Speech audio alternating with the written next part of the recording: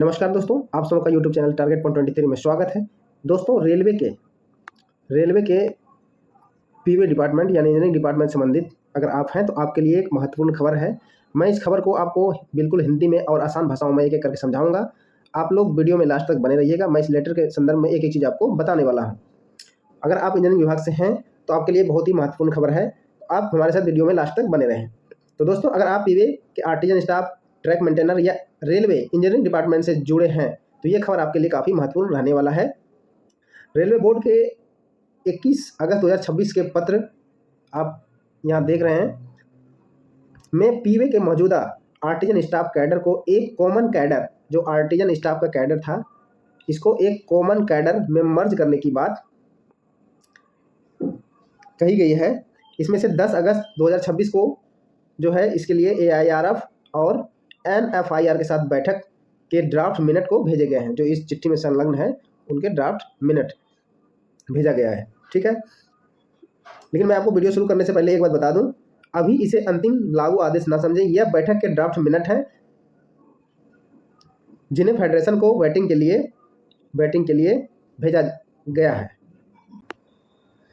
तो सबसे पहले समझिए पूरा मामला क्या है। इसमें रेलवे बोर्ड ने 27 फरवरी 2026 को एक कमेटी बनाई थी। इस कमेटी का उद्देश्य था कि पीवे में मौजूद परमानेंट वे आर्टिजन स्टाफ यानी आर्टिजन स्टाफ जो पीवे में हैं, इनका जो कैडर है कॉमन कैडर में मर्ज करने की संभावना और तरीका देखा जाए। जो आर्टिजन स्टाफ था इनके कैडर को एक कॉमन कैडर में मर्ज करने का संभावना के बारे में बताया गया था। कमेटी ने अपनी रिकमेंडेशन की रिपोर्ट 14 मई 2026 को दी। इसके बाद रेलवे बोर्ड ने 30 जून 2026 को AIRF NFIR से कमेंट मांगे और फिर इस विषय पर फेडरेशन के साथ बैठक करने का निर्णय लिया गया। इसके बाद 10 अगस्त 2026 को AIRF और NFIR के साथ बैठक हुई। अब बात करते हैं बैठक में क्या सहमति बनी। दोनों तरफ से इस बात पर सहमत थे कि पीवे के एग्जिस्टिंग आर्टिजन स्टाफ कैडर को एक कॉमन कैडर और मल्टी स्किल्ड ट्रैक टेक्नीशियन यानी MSTT में मर्ज किया जाना चाहिए। अब सवाल यह है कि मर्ज कैसे होगा। इसके लिए 2 फेज की बात की गई है। फेज 1 में है, पहले चरण में मौजूद पीवे आर्टिजन स्टाफ जो भी हैं वो कॉमन कैडर टेक्नीशियन ट्रैक में मर्ज करने की बात है, यानी कि टेक्नीशियन ट्रैक हो जाएंगे। ये बिल्कुल जितने भी आर्टिजन स्टाफ हैं, चाहे वो जाकर के एलाइनर हो, बेल्डर हो, STM हो, फिटर हो, जो भी हो, या इलेक्ट्रिक वेल्डर हो, इन सारों को मतलब जितने भी पोस्ट हैं सबको मर्ज करने की बात कही गई है और जो कि वो टेक्नीशियन ट्रैक के नाम से जाना जाएगा। अब फेज 2 में बात कर जो है दूसरे चरण में फंक्शनल रिक्वायरमेंट के अनुसार टेक्नीशियन ट्रैक की कैडर स्ट्रेंथ बढ़ाई जा सकती है।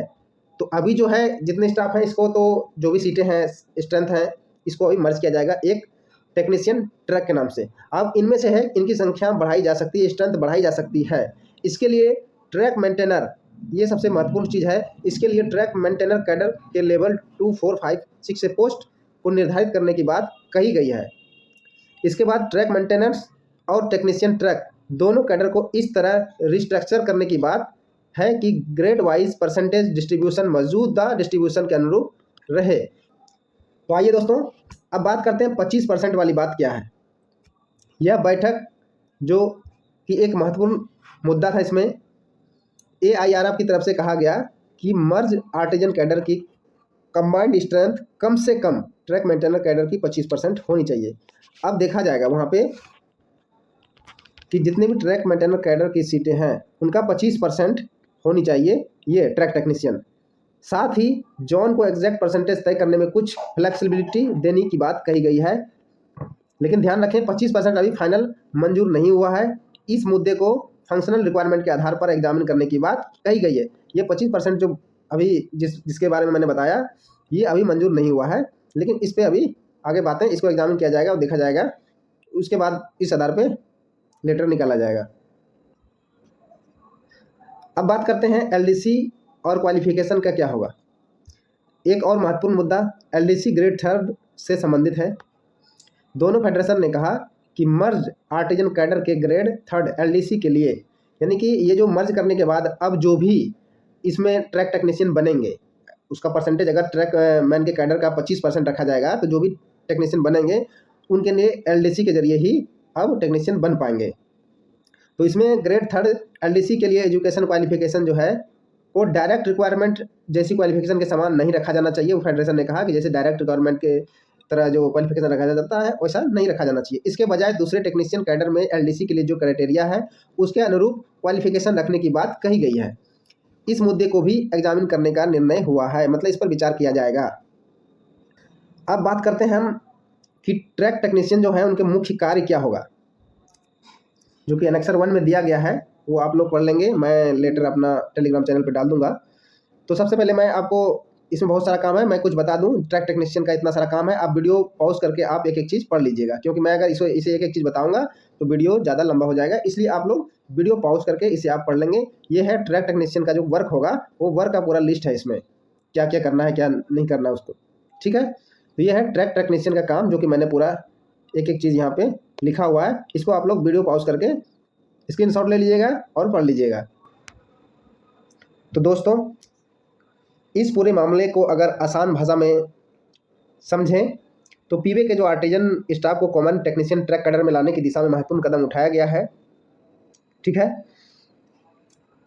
इसके लिए अभी ड्राफ्ट मिनट को AIRF और NFIR को वेटिंग के लिए भेजा गया है, जो ड्राफ्ट मिनट था। इसके बाद आगे की प्रक्रिया और अंतिम निर्णय महत्वपूर्ण होगा। इसलिए अगर आप रेलवे के पीवे डिपार्टमेंट से हैं, डिपार्टमेंट के स्टाफ हैं, टेक्नीशियन हैं, ट्रैक मेंटेनर हैं या इंजन डिपार्टमेंट से जुड़े हुए हैं, तो इस मामले में आने वाले अगले रेलवे बोर्ड ऑर्डर पर नज़र रखना बहुत ज़रूरी है। अगर आपको यह जानकारी उपयोगी लगी हो तो वीडियो को लाइक करें। रेलवे से जुड़ी ऐसे ही महत्वपूर्ण और ऑथेंटिक अपडेट के लिए टारगेट 123 को सब्सक्राइब जरूर करें।